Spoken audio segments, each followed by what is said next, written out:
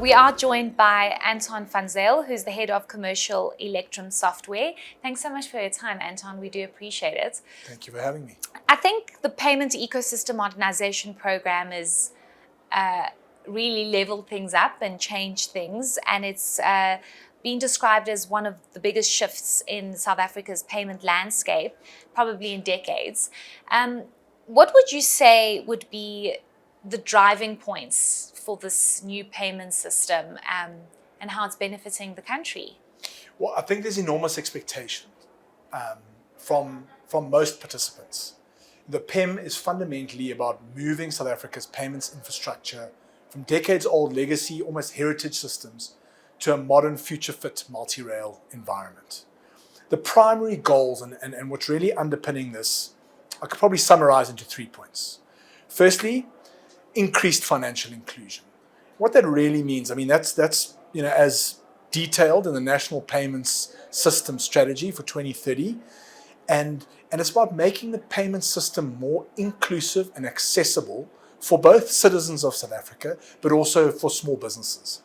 It's got a huge attribute or a huge objective to drive that inclusivity, both from an economic growth accelerator perspective, but also to make sure from a fairness perspective, that people are able to participate, to the same degree.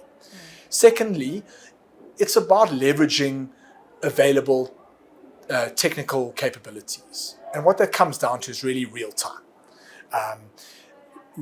Enabling real-time payments 24/7, moving us forward from a time where there was a lot of lag between people initiating a payment and people receiving the money that was intended for them.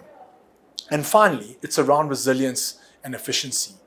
Our legacy and heritage technology is getting to a point where it's placing an additional risk on the ability of our broader economy to function at the rate that is expected in 2025. So again, coming back to that, what is technologically available and what is the art of the possible today, being able to make use of this resilience is a core driving factor for the PEM.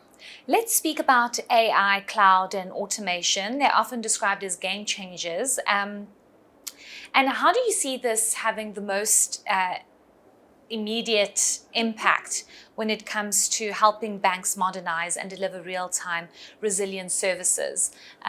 Obviously, there is a big change in how things are done. So how is this impacting? Yeah, I think again, I think there are probably 3 key areas that I would highlight. One is around being able to fast track and automate many steps within the broader payment operations, coupled with full observability and automated monitoring. At the moment, in our current payment systems, there are numerous areas where it's quite hard and difficult to identify potential risk areas ahead of certain incidents and events. So the ability to have constant monitoring and observability throughout the system is certainly a significant advantage.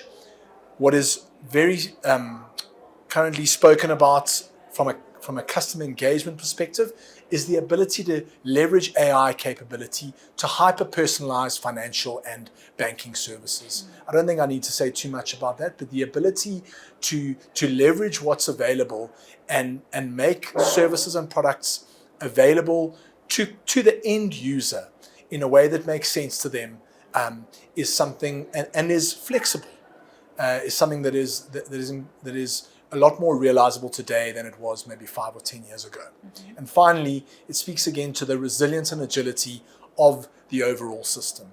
Being able to monitor and identify those potential weak points puts us in the best position we've ever been to create a national payment system of the future. Let's speak about the trust deficit. Obviously, when it comes to payments, trust is integral and really important. But AI models are now starting to infiltrate and some would say causing some problems. How can banks ensure that there's transparency, accountability, and security while still capitalizing on these new technologies such as AI? That's something we've spoken about and we think about constantly and engage with our clients and partners on.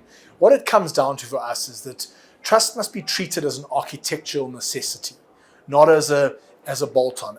And what that means in the case of AI is that AI needs to be designed and built from foundational first principles up, where, as I referred to earlier, complete observability and full transparency into your system is almost, it's a foundational condition on which AI needs to run.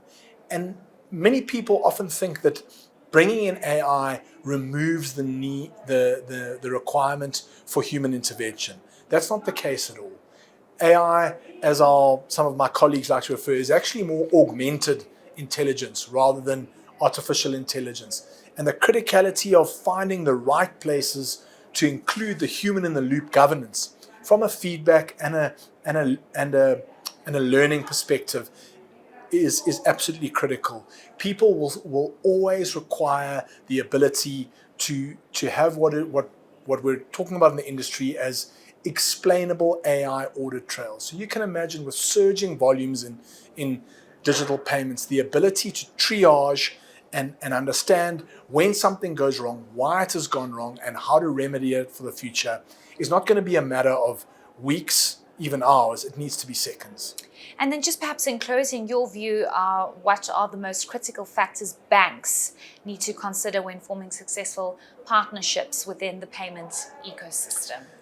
Honey, there are again 3 foundational principles, and I'll be very brief. One is speed to market and agility. The rate of change that we're feeling, as in adjacent industries, financial services and banking, is absolutely no different. The rate of change that the market is demanding and how they are served is at an unprecedented level. So partnering strategically and correctly allows banks to leverage that speed to market, agility, and capability.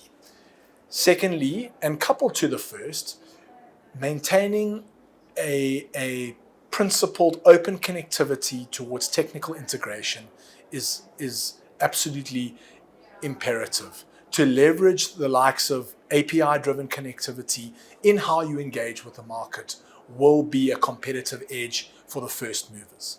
And the final one is never forgetting the local context and specialization. We've got an incredibly advanced regulatory system in South Africa, and keeping consistent with the nuances that requires needs to be front of mind as banks and other financial enterprises consider how they're going to stay ahead of what the market needs, where the market needs them to be.